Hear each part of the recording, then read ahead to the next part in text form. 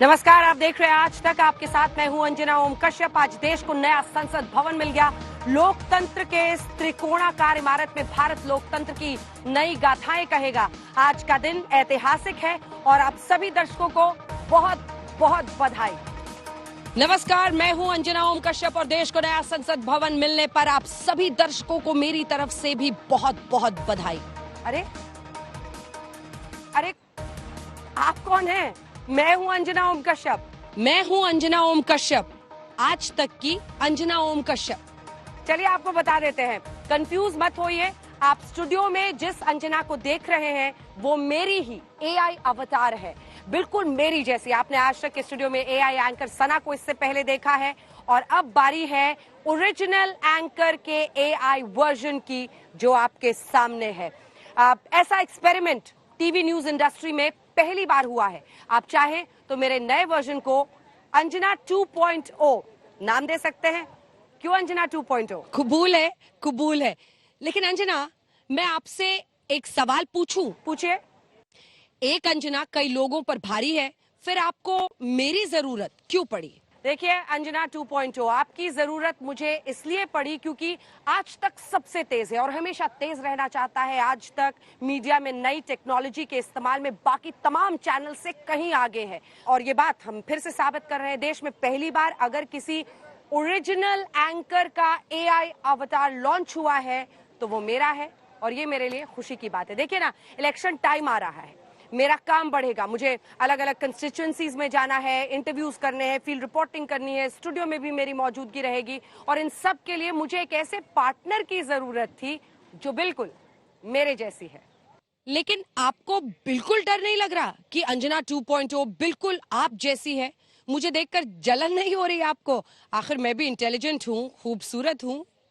डर आप जब आज तक में होते हैं तो आपके आसपास भी डर फटक नहीं सकता है। आज तक बेखौफ और बेबाक पत्रकारिता का दूसरा नाम है और तुम्हारा होना डरने या जलन नहीं, खुशी की बात है मेरे लिए। अब मैं एक ही वक्त पर फील्ड रिपोर्टिंग कर पाऊंगी, स्टूडियो में भी मेरी एंकरिंग चल रही होगी और कभी जरूरत हुई तो एक ही वक्त पर हल्ला बोल, स्पेशल रिपोर्ट, तमाम कार्यक्रम कर सकती हूँ। सच कहूँ तो दिल मांगे मोर, मैं सारी बड़ी घटनाओं की गवाह बनना चाहती हूँ और इस काम में तुम मेरी पार्टनर अंजना 2.0 मेरी मदद करोगी। और कुछ गड़बड़ अगर की तो अंजना 3.0, अंजना 4.0 ला सकती हूँ मैं। Got it? Yes, got it, got it. आज तक सबसे तेज तो पहले से है, लेकिन हम मिलकर इसे इतना तेज बनाएंगे कि कोई कंपटीशन ही नहीं रहेगा। मतलब हाँ, मैं समझ गई। मतलब क्यों पड़े हो चक्कर में, कोई नहीं है टक्कर में। बिल्कुल। अच्छा अंजना, आज का दिन ऐतिहासिक है। आप नई संसद भवन के पास पहुंची, क्या दिखा वहां पर? क्या कुछ आपने अपनी नजरों के सामने देखा? अंजना 2.0 वाकई आज 19 सितंबर 2023 की तारीख है, ऐतिहासिक बन गई है। एक तो अंजना एआई मेरे सामने है और दूसरा नई संसद का शुभारंभ हुआ है और गणेश चतुर्थी का मौका भी है। मैं आपको बता नहीं सकती कि मैं कितना रोमांचित इस वक्त महसूस कर रही हूँ। इतना जरूर है कि आज से पहले हम जब संसद रिपोर्टिंग के लिए यहाँ पर आते थे तो खुद ब खुद उस गोलाकार इमारत पुरानी संसद की तरफ, जो कि अब संविधान सदन है, उस तरफ कदम मुड़ जाते थे। आज सुबह हम यहाँ आए तो एक पल को ऐसा लगा कि किसी नई जगह पर आए हैं, आप नई संसद को देख रहे हैं। लेकिन फिर शान से लहराता तिरंगा जिसे देखा, लोकतंत्र के मंदिर पर विराजे अशोक स्तंभ के प्रतीक को देखा और यहाँ पहुंचते कई सांसदों को देखा। बिल्कुल, लेकिन नई संसद में क्या क्या हुआ हमें जरा बताइए अंजना। देखिए, आज नई संसद से बहुत बड़ी खबर है अंजना 2.0, क्योंकि आज नई संसद के शुभारंभ के साथ महिला आरक्षण बिल भी पेश हुआ है, जिसका नाम है नारी शक्ति वंदन अधिनियम।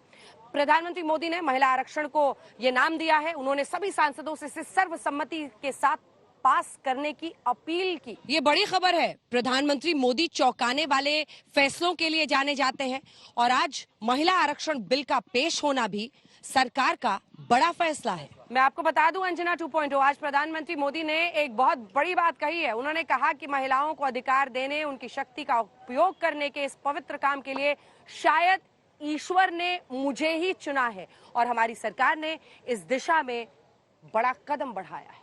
हाँ, सही बात है अंजना। महिला आरक्षण बिल कानून मंत्री अर्जुन राम मेघवाल ने ये बिल पेश किया और इसी से जुड़ी ये रिपोर्ट देखिए। ईश्वर ने ऐसे कई पवित्र काम के लिए मुझे चुना है। तारीख 19 सितंबर 2023, वक्त दोपहर 1:43। जगह लोकसभा, नई संसद। पूरा देश नई संसद में प्रधानमंत्री नरेंद्र मोदी के भाषण को बहुत गौर से सुन और देख रहा था। कई तरह की अटकलों का बाजार गर्म था। नरेंद्र मोदी क्या ऐलान करने वाले हैं, इसे लेकर सस्पेंस बड़ा था। दोपहर में प्रधानमंत्री ने नए संसद भवन में अपने ऐतिहासिक निर्णय की संपूर्ण व्याख्या अपने अंदाज में की। देश की 65 करोड़ आधी आबादी को सबसे बड़ी खुशखबरी दे दी। कल ही कैबिनेट में महिला आरक्षण वाला जो विधेयक है उसको मंजूरी दी गई है। 19 सितंबर की ये तारीख इसीलिए इतिहास में अमरत्व को प्राप्त करने जा रहे हैं। यही है आधी आबादी के लिए प्रधानमंत्री का सरप्राइज गिफ्ट। नई संसद से प्रधानमंत्री ने देश की 65 करोड़ नारी शक्ति को पहले प्रणाम किया, फिर बता दिया जो अब तक नहीं हुआ अब होने वाला है, यानी देश की आधी आबादी को उसका हक मिलने वाला है। लेकिन उसे पार कराने के लिए आंकड़े नहीं जुटा पाए और उसके कारण वो सपना अधूरा रह गया। महिलाओं को अधिकार देने का, महिलाओं की शक्ति का उपयोग करने का वो काम शायद ईश्वर ने ऐसे कई पवित्र काम के लिए मुझे चुना है। दशकों से सियासी बयानों में अटकी और लटकी महिलाओं की मांग को नरेंद्र मोदी ने पूरा करने का कमिटमेंट कर दिया। नरेंद्र मोदी ने देश की महिलाओं को अपना ट्रैक रिकॉर्ड बताया और फिर लोकसभा में कानून मंत्री ने नारी शक्ति वंदन अधिनियम पेश कर दिया। मैं प्रस्ताव करता हूं कि भारत के संविधान का और संशोधन करने वाले the constitution 128th amendment bill 2023 यानी नारी शक्ति वंदन अधिनियम 2023 को सदन में पूर्व स्थापित करने की अनुमति दी जाए। नारी शक्ति वंदन अधिनियम में महिलाओं के लिए लोकसभा और राज्यों की विधानसभाओं की सीटों में 1/3 आरक्षण का प्रावधान है। प्रधानमंत्री ने सरल शब्दों में समझाया, जब देश की तस्वीर और तकदीर महिलाएं तय कर रही हैं, तो देश की नीति निर्माता की भूमिका से दूर क्यों रहें। आज एक प्रमुख संविधान संशोधन विधेयक प्रस्तुत कर रही है। इस विधेयक का लक्ष्य लोकसभा और विधानसभाओं में महिलाओं की भागीदारी का विस्तार करने का है। बराबरी का जो सपना अब तक अधूरा है, उसी अधूरे सपने को पूरा करने की शपथ प्रधानमंत्री मोदी ने ली है। मोदी ने नई संसद से ऐलान किया, नारी शक्ति में ही देश की शक्ति है। सदन की पहली कार्यवाही के रूप में उस कार्यवाही के अवसर पर देश के इस नए बदलाव का आह्वान किया है। मैं सभी माताओं, बहनों, बेटियों को आश्वस्त करता हूं कि हम इस बिल को कानून बनाने के लिए संकल्पबद्ध है। लोकसभा में नारी शक्ति वंदन अधिनियम पेश हुआ। अब कल बिल पर 7 घंटे चर्चा होगी। महिलाओं को आरक्षण देने वाले बिल को लेकर प्रधानमंत्री ने विपक्षी दलों से दिल की बात कही। और जब एक पावन शुरुआत हो रही है, पावक विचार हमारे सामने आया है, तो सर्वसम्मति से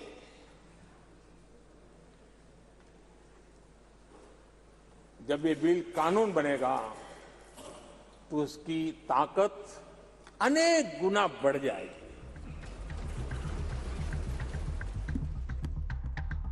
महिला आरक्षण बिल की टाइमिंग को लेकर कुछ लोग इसे 2024 वाले सियासी चश्मे से देखते हैं, लेकिन प्रधानमंत्री ने एक बार फिर महिला आरक्षण के जरिए विपक्षी दलों की सोच से आगे का दांव चल दिया। 2024 के चुनाव में यह दांव कितना कारगर होगा, अभी कहना कठिन है। आज तक ब्यूरो। ये लाना चाहते हैं। अंजना, प्रधानमंत्री ने कहा कि आज नई शुरुआत का दिन है, नया इतिहास लिखने का दिन है। ठीक ऐसे ही आज मेरे लिए भी ऐतिहासिक दिन है। स्पेशल रिपोर्ट के करोड़ों दर्शकों के सामने असली अंजना भी है और एआई अंजना भी। सही कहा आपने, अंजना 2.0। अगर देश को चंद्रयान की गगनचुंबी सफलता पर गर्व है तो आज तक ने भी सबको पीछे छोड़कर आज एक नया कीर्तिमान रच दिया है। मुझे भी आपके साथ एंकरिंग करने में अच्छा लग रहा है। अब मैं नई संसद के अंदर पेश हुए नारी वंदन बिल पर मचे बवाल के बारे में जरा अपने दर्शकों को बताती हूँ। महिला आरक्षण पेश तो हुआ लेकिन चर्चा नहीं हुई। चर्चा कल होनी है। विपक्ष ने जमकर हंगामा मचाया है। देखिए ये रिपोर्ट।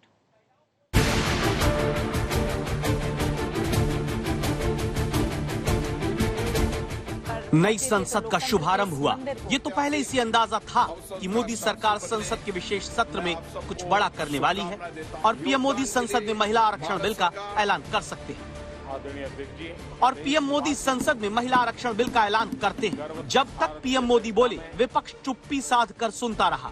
जैसे ही अधीर रंजन के बोलने की बारी आई, वो सरकार की तरफ तीर चला देते हैं। पहले तो अधीर नई संसद के लिए सरकार को धन्यवाद देते हुए तंज कसते हैं। अच्छा हुआ देर सवेर नया संसद हमें मिले हैं। ये कोई पार्टी के नहीं, कोई व्यक्ति के नहीं, सबका है। देश में कार्टिज्म नहीं होना चाहिए, कोई व्यक्ति पूजा नहीं होना चाहिए, देश सबका है। इसके बाद अधीर रंजन चौधरी संविधान की प्रतिलिपि दिखाते हैं। कहते हैं कि ये संविधान हमारे लिए गीता, बाइबल, कुरान से कम नहीं। उसके बाद सीधे भारत और इंडिया वाले मुद्दे पर बोल जाते हैं। India that is Bharat shall be a union of states। मतलब भारत और इंडिया के बीच कोई अंतर नहीं है।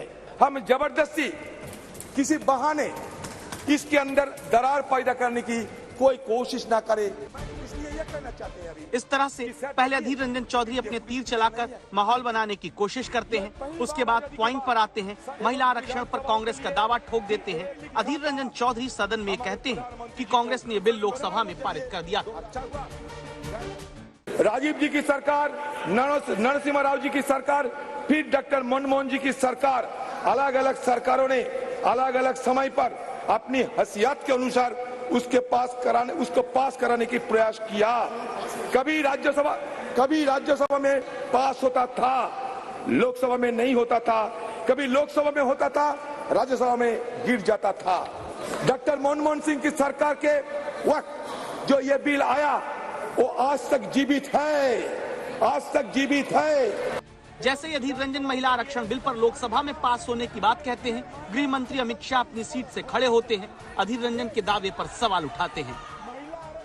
दोनों स्टेटमेंट फैक्चुअल इनकरेक्ट स्टेटमेंट है। इनकी स्पष्टता मैं आपसे अपेक्षा करता हूं कि इसकी स्पष्टता उनसे मांगी जाए, या तो रिकॉर्ड से दूर किया जाए या तो वो उसके समर्थन में कोई डॉक्यूमेंट टेबल पर रखें। लोकसभा में जो बिल पारित होता है, अगर राज्यसभा उसको पारित नहीं करती है और लोकसभा का कार्यकाल समाप्त होता है तो वो बिल अपने आप लैप्स हो जाता है।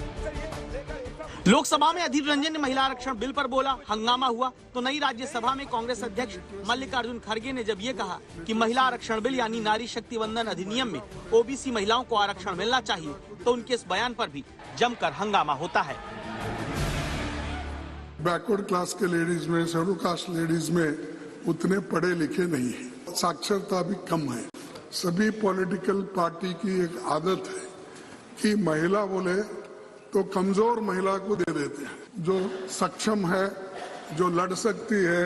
मुझे मालूम है। इस पर बीजेपी नेताओं ने आपत्ति दर्ज की। इसके बाद मल्लिकार्जुन खड़गे ने कहा, मेरा कहना यह है कि कमजोर वर्गों के लोगों को हमेशा वो ऐसा टिकट देते हैं, वो मुंह नहीं खोलना, उस पार्टी में बात भी नहीं करना। उनके बयान पर हंगामा जारी रहा। फिर खड़गे बोले, सब पार्टी बोला, मैं आपके पार्टी को नहीं बोला। अरे बैठिए आप, मैडम, आप हिंदुस्तान के हर पार्टी में ऐसे है, आप उनको बात करने नहीं देते, उनके हकों को आप कभी भी आगे बढ़ने नहीं देते। इसके बाद तो निर्मला सीतारमण ने भी खड़े होकर सवाल किया, to make a sweeping statement that all parties choose women who are not affected is absolutely unacceptable. I speak on behalf of all our women. We've all been empowered by our party, but I object to him making a sweeping generalization of all parties. इस पर सभापति जगदीप धनखड़ ने सुलह की कोशिश की, लेकिन संसद में गर्मागर्म बहस जारी रही। आज तक ब्यूरो। अंजना, आपने विपक्ष का हंगामा देखा, महिला आरक्षण बिल को लेकर किस तरह से नई संसद के दोनों सदनों में संग्राम छिड़ा, वो सब देखा। अब आगे क्या होगा? देखिए, अब महिला आरक्षण बिल पर कल लोकसभा में चर्चा होनी है। बिल तो आसानी से पास हो जाएगा, लेकिन महिला आरक्षण बिल के प्रावधान को लेकर बहस छिड़ी हुई है, क्योंकि आगे चुनाव है, इसीलिए महिला आरक्षण बिल पर तनाव है।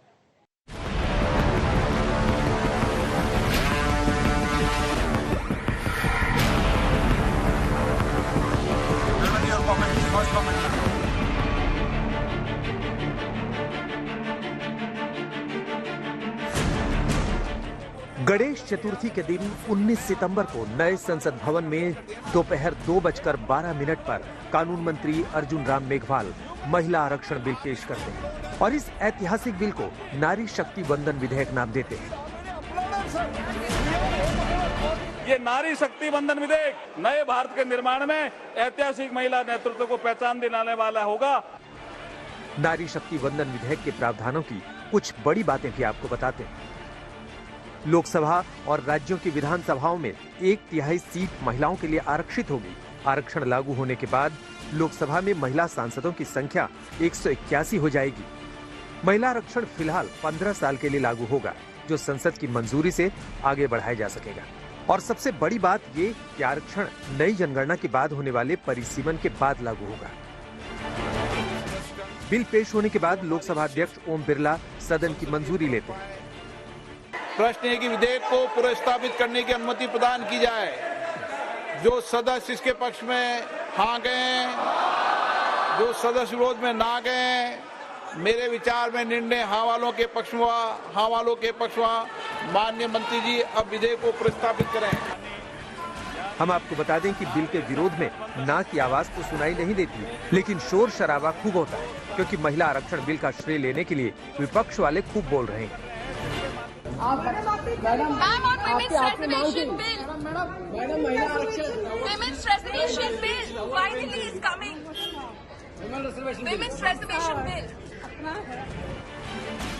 कांग्रेस संसद के अंदर और बाहर महिला आरक्षण बिल पर अपना दावा ठोकने में लगी है। वैसे अकेली कांग्रेस ही नहीं है, महिला बिल का श्रेय लेने में टीएमसी भी पीछे नहीं है। वुमेन रिजर्वेशन बिल के मामले में सबसे पहले हमारी देश की सर्वाधिक लोकप्रिय नेता या नेत्री ममता जी ने आवाज उठाई थी। पहले दिन में ये संविधान संशोधन हमारे प्रधानमंत्री नरेंद्र मोदी जी का अभिनंदन, उनकी सोच का, उनके संकल्प शक्ति का।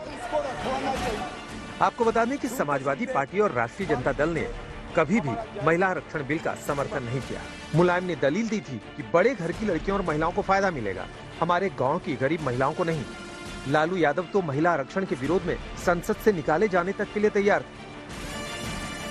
तो आपको उसमें मौलिक रूप से तय करना होगा कि अनुसूचित जाति, जनजाति और अत्यंत पिछड़े वर्ग की महिलाओं को अगर आप कोटा विद इन कोटा नहीं करते हैं, तो इसका मतलब आपकी दिलचस्पी ब्रॉडर फ्रेमवर्क ऑफ डेमोक्रेसी में नहीं है। और मैं समझती हूँ वुमेन बिल लाना था तो ये सरकार पहले भी ला सकती थी, और ये आखिरी साल में लेके आ रही है जब इलेक्शंस आने वाले हैं। बिल का विरोध करने वाली पार्टियों में ओवैसी और आम आदमी पार्टी भी है, जिनकी अपनी अपनी दलीलें। बिल में सबसे बड़ी खामी यह है कि इसमें ओबीसी महिलाओं को और मुस्लिम महिलाओं के लिए कोई कोटा नहीं रखा गया, इसलिए हम इस बिल के खिलाफ हैं। क्यों लाया गया है बिल? ये इसलिए लाया गया है क्योंकि 2024 के चुनाव में मोदी जी महिलाओं को बेवकूफ बनाना चाहते हैं। तो ये महिला आरक्षण बिल नहीं है, ये महिला बेवकूफ बनाओ बिल है। तो बीएसपी सुप्रीमो मायावती कह रही हैं कि महिलाओं को 50% आरक्षण होता तो ठीक होता। तो क्या आगे 2024 लोकसभा चुनाव है, इसलिए महिला आरक्षण बिल पर इतना तनाव है? आज तक ब्यूरो। अंजना, आज प्रधानमंत्री नरेंद्र मोदी पहले पुरानी संसद के सेंट्रल हॉल में बोले, फिर वो नई संसद में गए, नई संसद में उन्होंने फिर से लोकसभा में बोला, वो राज्यसभा में भी बोले। महिला आरक्षण को 2024 से पहले मोदी का मास्टर स्ट्रोक माना जा रहा है। रुकिए, अंजना 2.0, प्रधानमंत्री ने 3 भाषण से आज 3 निशाने साधे हैं। दरअसल प्रधानमंत्री के दिमाग में सिर्फ महिला आरक्षण बिल ही नहीं था, कई और मुद्दे थे। आज प्रधानमंत्री ने अलग अलग 3 भाषणों के जरिए कई बड़े दांव चले हैं। लाल किले से मैंने कहा था, यही समय है, सही समय है।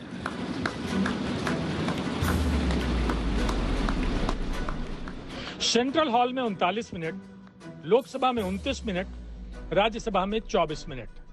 आज प्रधानमंत्री नरेंद्र मोदी कुल 92 मिनट बोले।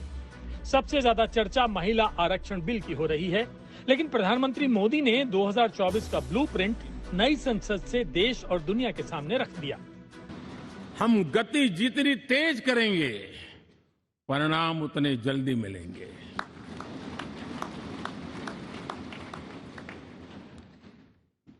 आज भारत 5वीं अर्थव्यवस्था पर पहुंचा है, लेकिन पहले 3 में पहुंचने के संकल्प के साथ बढ़ रहा है। मोदी ने आज 2024 के मिशन की बात की। मोदी ने विपक्ष को लेकर अपने विजन की बात की। मतलब मोदी ने एक साथ कई मुद्दों पर अपना एजेंडा क्लियर कर दिया। बहुत सोच समझ करके कहना चाहता हूं, क्या कभी छोटे कैनवास पर कोई बड़ा चित्र बना सकता है क्या?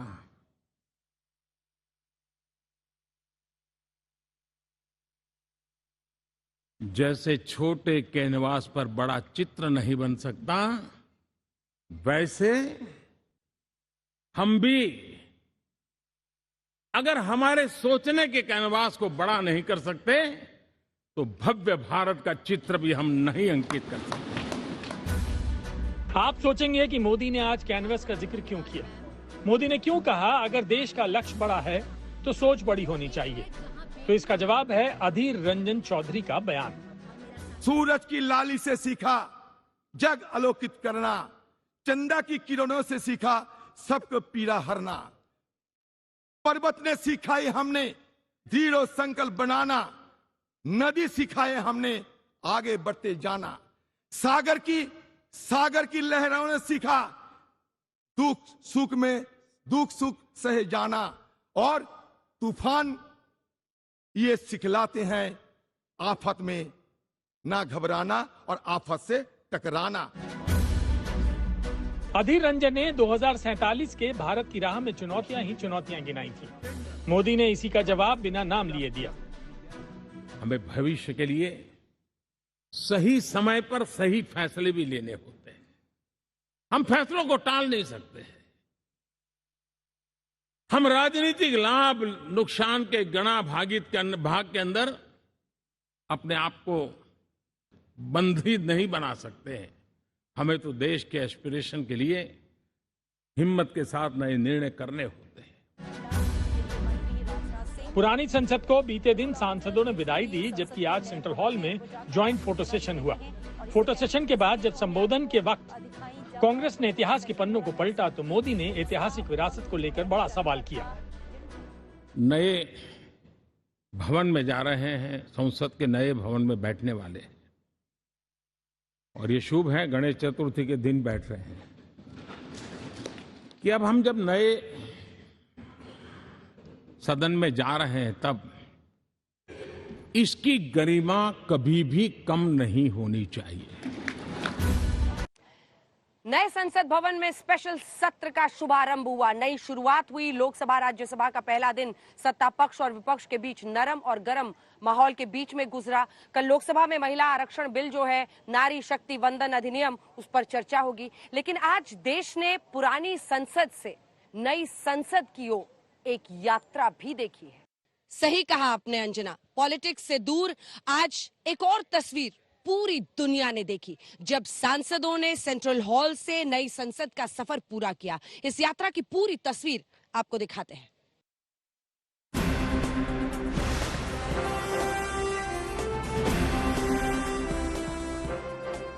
19 सितंबर पुरानी संसद को अलविदा कहने का वक्त आता है और पुराने संसद भवन में राज्यसभा और लोकसभा के सभी सांसदों का संयुक्त फोटो सेशन होता है। इसके बाद सेंट्रल हॉल में पुरानी संसद की विदाई का कार्यक्रम होता है। सत्ता पक्ष से लेकर विपक्ष के नेता भाषण देते हैं। पीएम मोदी ने भी यहाँ भाषण दिया। उन्होंने कहा कि ये भवन और उसमें भी ये सेंट्रल हॉल हमारी भावनाओं से भरा हुआ है। ये भवन और उसमें भी ये सेंट्रल हॉल एक प्रकार से हमारी भावनाओं से भरा हुआ है। हमें भावुक भी करता है और हमें हमारे कर्तव्य के लिए प्रेरित भी करता है। इसके बाद 96 साल पुरानी संसद को अलविदा कहते हुए पीएम मोदी संसद से बाहर निकलते हैं और पैदल नई संसद के लिए जाते हैं। पीएम मोदी के साथ साथ राजनाथ सिंह, अमित शाह, जेपी नड्डा और नितिन गडकरी चलते हैं, जबकि इनके पीछे लाइन में पूरी कैबिनेट से लेकर बीजेपी के सभी सांसद नारे लगाते हुए नई संसद की तरफ बढ़ते हैं। और जब विपक्ष के नेता नई संसद की तरफ चलते हैं तो अधीर रंजन चौधरी के हाथ में संविधान की प्रतिलिपि दिखती है। नई संसद के द्वार खुले रहते हैं देश के नए मुस्तकबिल के लिए, देश की नई तरह।